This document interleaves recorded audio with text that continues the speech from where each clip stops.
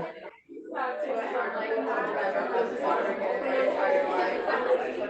right, well, it's 12:03 and time to begin. Hello, I'm Richard Kravitz. I'm director here at UCCS Sacramento, and welcome to the inaugural session of the UCCS Speaker Series for 2023-24. This year, our focus is on the future of artificial intelligence and implications for state policy, on technological breakthroughs, especially from the University of California, that have the potential to help solve some of California's most pressing problems. And today's theme, which is dealing with climate change, especially floods, fire, and drought. So for those of you who aren't familiar with what we do or why we do it, I just wanted to provide a brief lowdown, since this is the first session of the year. UCCS is a system-wide program of the University of California. In addition to running a number of academic programs for students, the center is dedicated to sharing knowledge produced on UC campuses in the interest of supporting better public policy. Specifically, we hope that these talks, which are typically wrapped around 3 themes selected annually, will inform members of the Sacramento policy community about vital issues facing the state and inspire them to learn more, to contact our speakers offline, to consult with other experts, and to generate ideas for new legislation or regulatory approaches that are evidence-based and in the interest of all Californians. So today, we are pleased to welcome Anna Serra-Llobet. Dr. Serra-Llobet is a researcher at the Center for Catastrophic Risk at the University of California, Berkeley. Her research papers include titles related to wetlands restoration, flood management, flood risk, and case studies that exemplify how badly things can go wrong and what lessons we might learn from them. Her work is both local and global, stretching from Sacramento to Germany, France, and Quebec. And among other accomplishments, she was co-editor of the 2013 book, Managing Flood Risk, Innovative Approaches from Big Floodplains, Rivers, and Urban Streams. Today, I expect we'll hear about all of this and more in her talk, From Epic Fires to Epic Floods, Safety and Financial Implications for California. It's a pleasure to welcome Anna Serra-Llobet.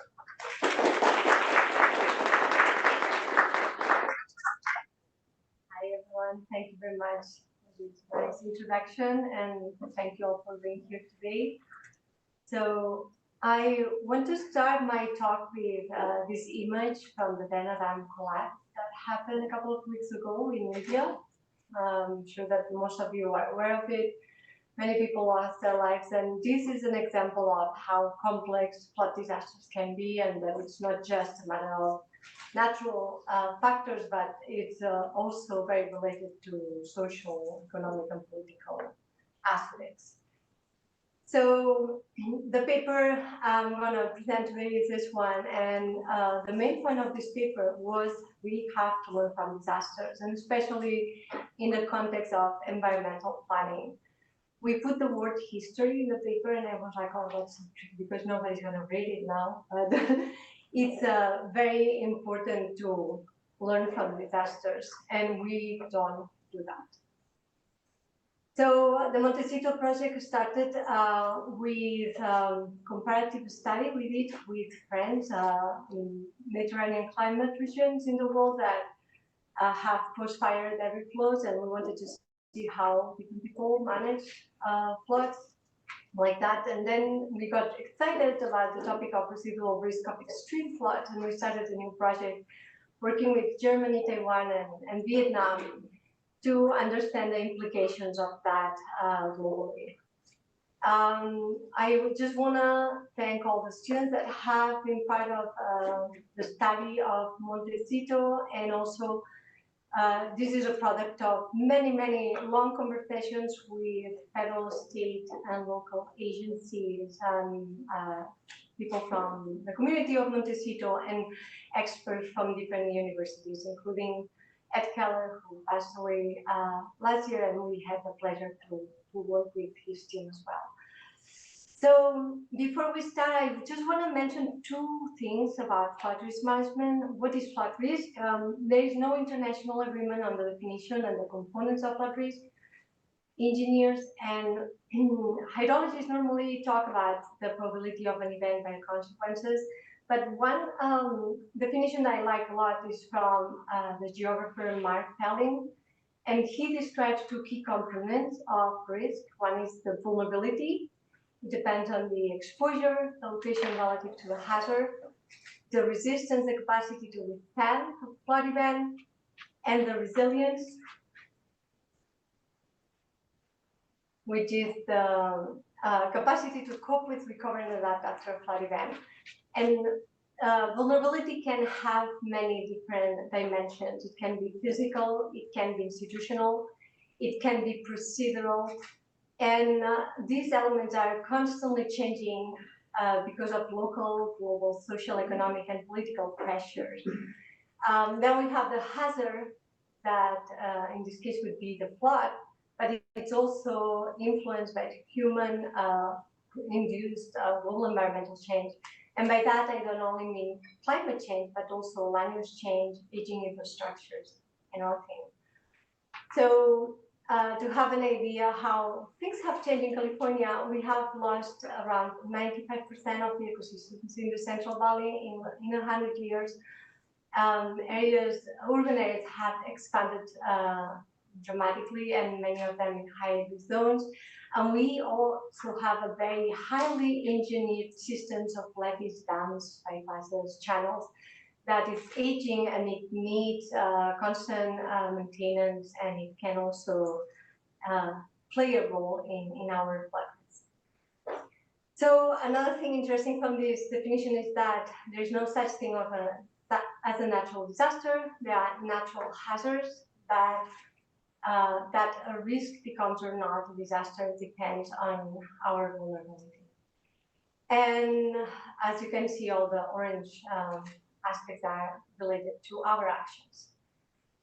So the second key topic I want to explain is residual risk. So there are two ways we can think about residual risk. One is the risk of flooding beyond regulatory flood hazard areas, and by that I mean we normally think about rivers as static elements in the landscape, but they are very dynamic in time and space. So in some countries, some governments have delineated an area within this geomorphological floodplain, and it's where we regulate things. This is what we call the special flood hazard area that is delineated by him in the US. And it doesn't mean that beyond this area, you cannot get flooded. But in this regulatory area, it can be related to emergency management, risk communication, land use planning, or insurance like in the US. It depends on different countries. And then we have what we call the levee effect. So hydraulic infrastructures engender a false sense of security, and people that live behind them might think that they are completely safe, but there's always a risk associated to these infrastructures. Levees and dams can breach or they can overtop. So this is what happened in Derna. This is also what happened in the Novakhovka dam attack in June this summer in Ukraine. And this type of risk, the residual risk, is more common than we think. It happens constantly and in all continents. So today we are going to talk about what happened in 2018 in Montecito. So in this case, it was a flood after fire. What that means, very briefly, so fires can intensify the magnitudes of floods because they create a hydrophobic layer in the soil that doesn't allow infiltration. And when we have a very intense rain, that can be a problem because it can magnify the intensity of this flooding. But floods after fires are natural phenomena, and they are very common phenomena in Mediterranean climate regions like California or south of France, for example. The problem is that by building in high hazard zones, we have transformed what used to be a natural cycle into a disaster cycle. And this is what happened in Montecito. For those of you who are not familiar with the region, Montecito is located in Southern California. It's an unincorporated area of Santa Barbara County with 8,600 people. It's not very big. And in December 2017, it was hit by the largest wildfire in the history of California at the time. And as you can see, Montecito was at the very end tail of the fire, and less than a month later, this region was impacted by these destructive debris flows that you can see in a kind of more orange color here. So the way we wanted to analyze this disaster is by answering three key questions that geographer Gilbert White encouraged communities to ask themselves after a disaster. The first one is what happened. The second one is why did it happen? And by that, he didn't mean what happened during the emergency management, which he saw much more as part of the first question. It was more about which actions and which decisions people take in the past that make this community to become vulnerable. And once we can understand that, we can find solutions to improve. So what happened in Montecito? Between December 4th, 2017 and January 12th, 2018, the Thomas fires burned this area fueled by fierce Santana winds that came from the desert. The fire burned more than 200,000 acres, more than 100,000 residents were evacuated, destroyed more than 1,000 structures, and believe it or not, only 2 people died, and the fire was very well contained. So the emergency managers, taking into account the magnitude of the fire, they did a great job on containing the fire. So here you can see the progression of the fire. It went east to west, and you can see at the very end tail, as I mentioned before, of the fire is Montecito. So after the fire, they were afraid that an atmospheric river could happen because that was starting the rainy season. So California Geological Survey and USGS alert the emergency managers in Montecito, and they said you should start getting ready for potential evacuation, because if you have an intense rain here, that can turn into a debris flow. Many people didn't even know what debris flow means, but they took action and they started getting ready. The night of January 9, 2018, they got impacted by an atmospheric river that brought high intensity rain right at the top of Montecito, as you can see in this image. And it brought big rainfall rates of 0.60 inches in 5 minutes, which is a lot of water. That turned out into big debris flows. And to have an idea what a debris flow is, you have to imagine that the fluid is so dense that it can carry boulders on top of the fluid, and these boulders were big. They had sizes up to 20 feet. And it comes at the speed of somebody cycling.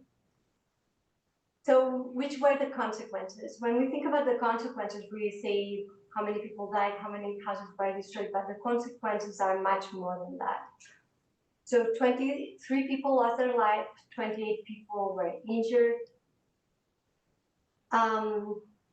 But it's very important to recognize what they did well. So 1,300 individuals were evacuated, 700 people were sheltered in place, 1,000 large and small animals were evacuated. That's important because many people sometimes they don't want to leave when they have their pets or their animals.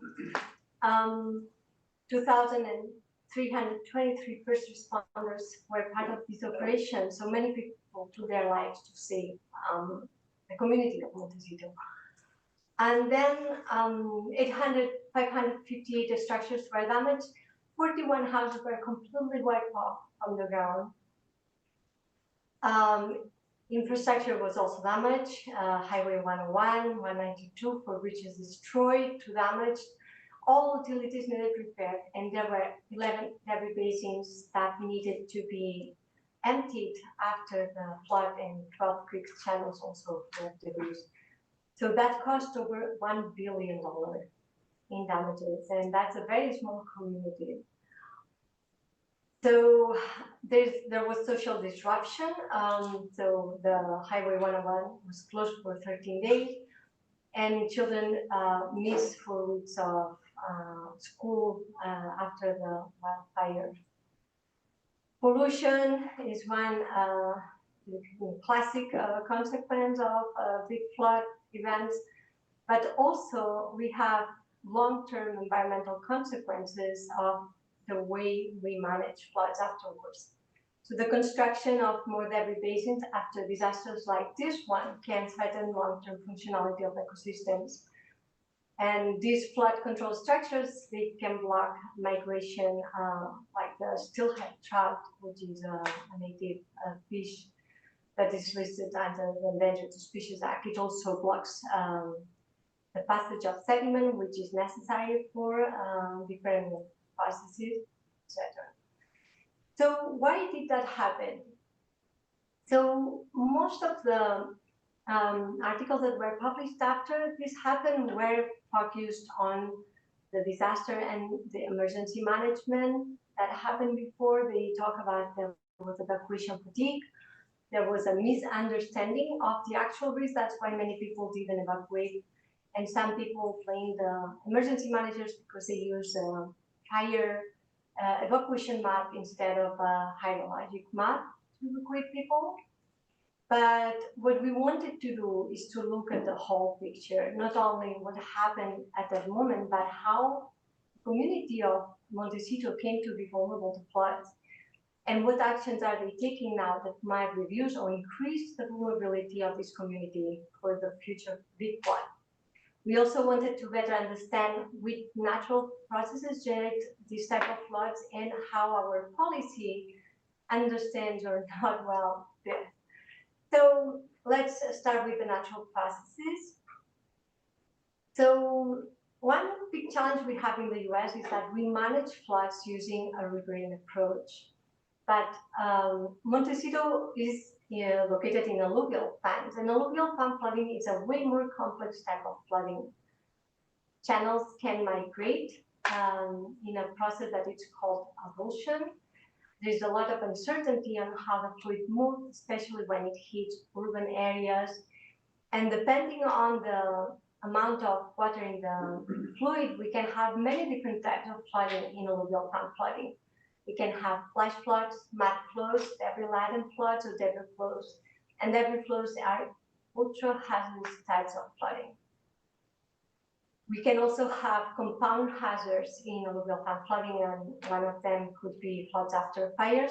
As I mentioned before, fires intensify the magnitude of these floods, and these type of catastrophic events can get substantially worse in California with climate change and the current urbanization trends in high hazard zones. So how do we map this in the US? Within the National Flood Insurance Program, which is the program that is in place to manage floods in the US. So we create the Special Flood Hazard Area, FEMA, produce these maps, and these maps are based on this riverine approach, and this is what we call the flood insurance rate maps. But we can also create post-fire debris flow maps. This one was created after the disaster happened. It was created by California Geological Survey and the USGS. As you can see, the maps look very different because the hazard area is very different if you look at riverine flooding or alluvial fan flooding. And the post-fire debris flow maps can be updated as the vegetation regenerates, so the hazard area gets smaller, but it's still very different from riverine flooding. The FEMA maps are used to regulate land use, building codes, for example, in flood hazard areas, but they also are used for insurance purposes. And it's not surprising that more than 60% of the houses that were impacted by this debris flow were outside of the special flood hazard area. You can see here in the red dots, the houses that were destroyed. The special flood hazard area is light blue color. And so a key question here was, how common are these? If this is once at a lifetime event, maybe we shouldn't be worried much. Some people said that the Montecito debris flow was 1 in a 2,000 year event, so this number got into the minds of the community, and they thought, well, maybe there's no much to worry about then. But how do we know how frequent these floods are if we don't gather information? In the US, we don't gather information about disasters systematically. There is information scattered around in reports from different agencies, in historical reports in newspapers, etc., but nobody's gathering that systematically. So we did that, and we realized that there has been 15 debris flows and debris-laden floods after fires in the last 200 years. And this is when we have historical records. There were probably more in the past. Another key question that came after that is how, you cannot see here, but what you see in gray is how the population of Montecito increased. There was hardly anyone until mid-19th century. And the key question here was, okay, but was the post-fire 2018 Montecito debris flow the worst of all of them?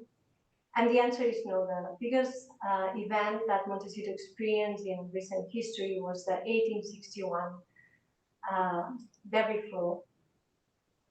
And here we have some images of past events, and these show how impactful these events were. So it's very important to systematically gather this information to inform not only land use planning, but also, for example, to be able to,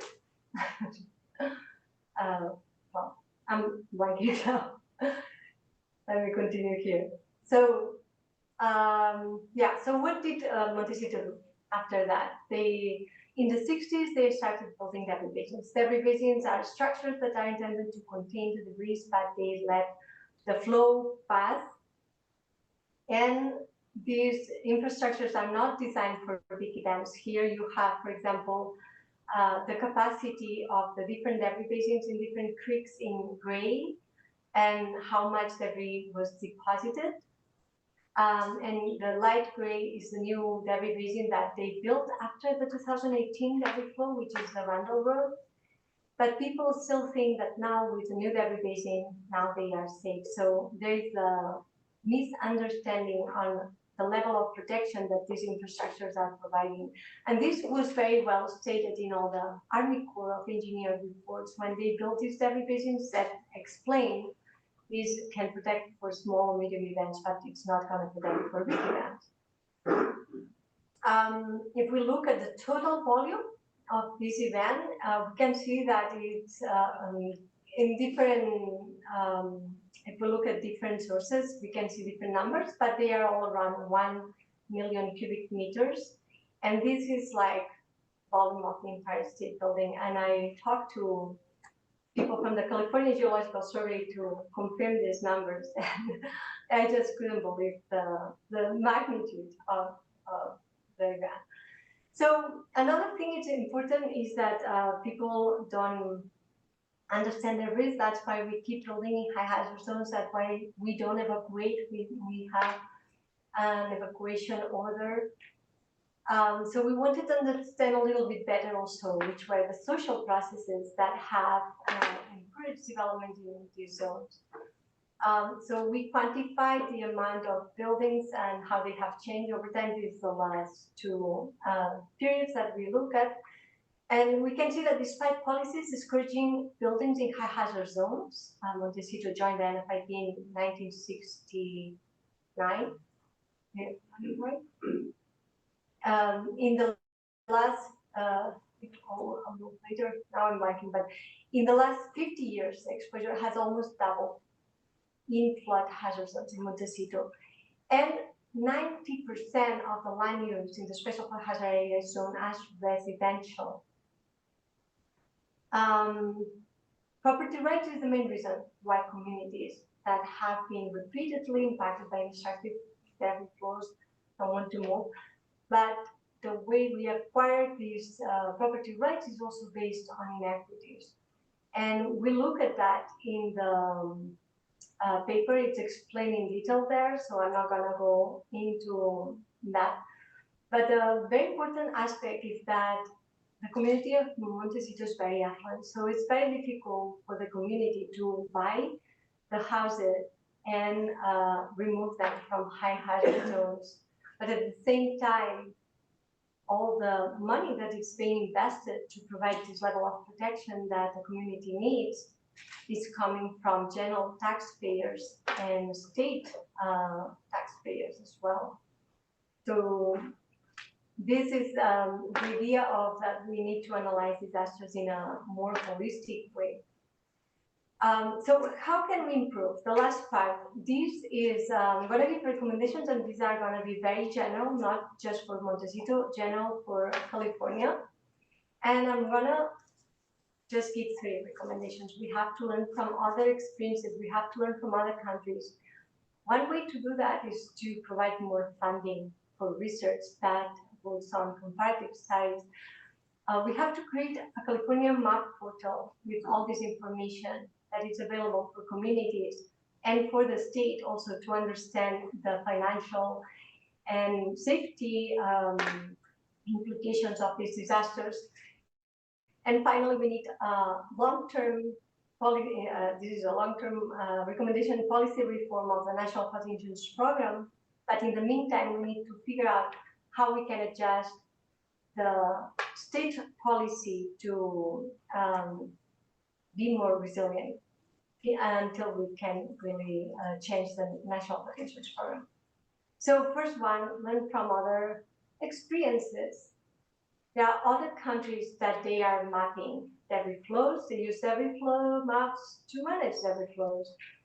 But a map is not enough. Somebody in Montecito said, this is great, now I understand what a post-fire debris flow is, I understand what alluvial farm flooding is. Come with a policy that tells me to use this map and I'll use it. And this is a challenge. If there's no policy that is supporting to use this information, people are not going to use it. So this is what they did in Austria. So they don't only have the maps, but these maps are the maps that are used for land use planning. We have to find new ways to communicate. This is just a metaphor. This is how people communicate now with new technologies. This is how we used to communicate in the 70s. In terms of flood maps, we are still in the 70s. So this is how a FEMA flood map looks like. It's very difficult to understand for many communities. Even floodplain managers and land use planners sometimes have a hard time to truly understand these maps.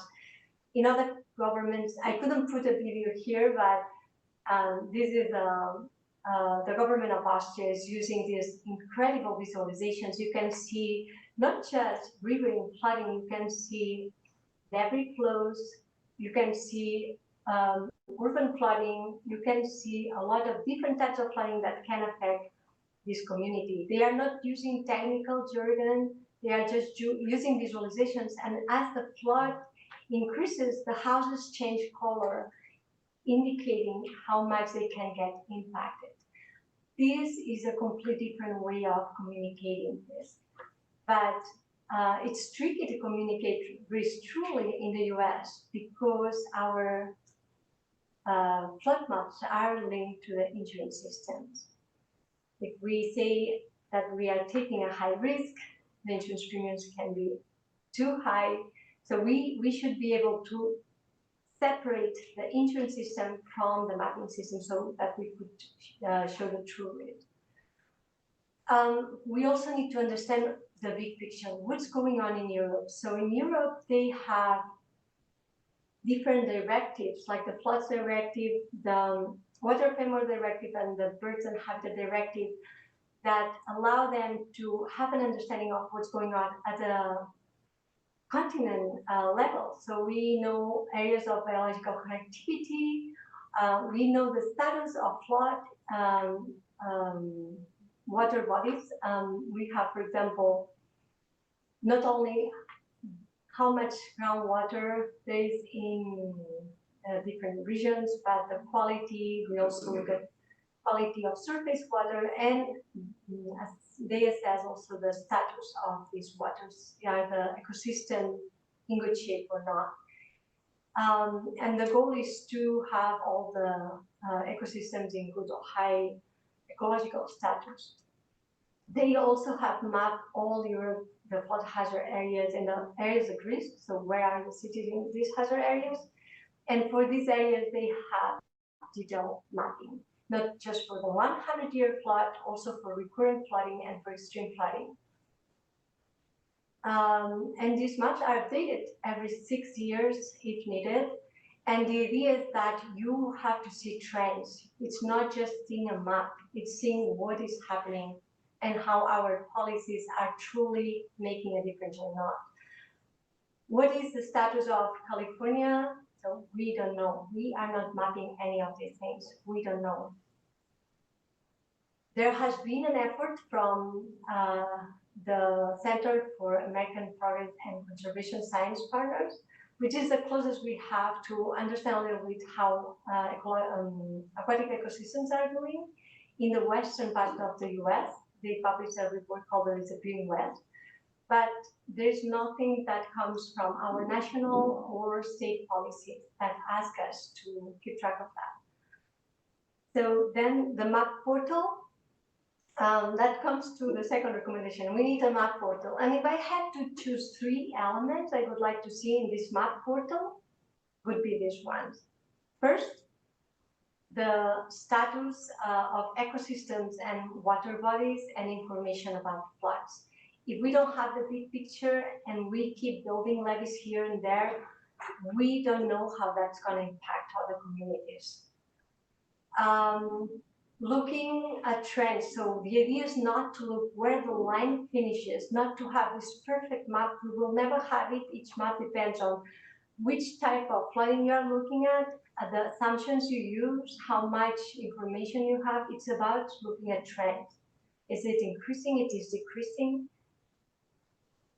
Then the second thing I would like to see in these maps portal is lessons learned from a disaster. Imagine we had all the information from each disaster compiled in a coherent way, and people can know how many people died in each disaster, how many houses were impacted, the level of damage in each house, ecological aspect, everything should be here, but it should be dealt in the right way. Otherwise, people will just not look at this information and learn from it. That can also help us to see other things. For example, here you see that the places where more people died were in the intersection of the 192 and the creeks. And these are areas that, if we look at past events, is where they have had problems, because they have small breaches and these are choking points. It's where we have avulsion, and that has created problems in the past. So if we knew all this information, if it was collected properly, we could inform land use planning. The last thing I think it could be very relevant to have is a debris flow map. So California Geological Survey and USGS created this map that was used for emergency management, but it should also be used to inform land use planning. The last recommendation is that, well, nothing new. Everybody knows that the National Flood Insurance Program needs a reform. But in the meantime, we can also look at what can we do at the state level until we get that reform. There are many things the state of California can change. We can increase the minimum standards, and we can use scientific information to inform land use planning. We have a broken national flood insurance program. The debt is $20.5 billion, and this is just because the Congress canceled $16 billion to be able to borrow more money after Hurricane Harvey, Irma, and Maria. Our daily interest is $1 million a day. We urgently need to think in a different way of managing floods. We have a problem, and this problem is not called climate change, it's called environmental change. It's more than climate change. Climate change is a very important problem, but it's one part of a much larger problem. And we need to understand the whole picture. So we have ecosystem loss, aging infrastructure, urbanization, and climate change. If we combine all of those, we can see how things are going. And we have to learn from the past to improve the future. So durable solutions must look at the entire problem.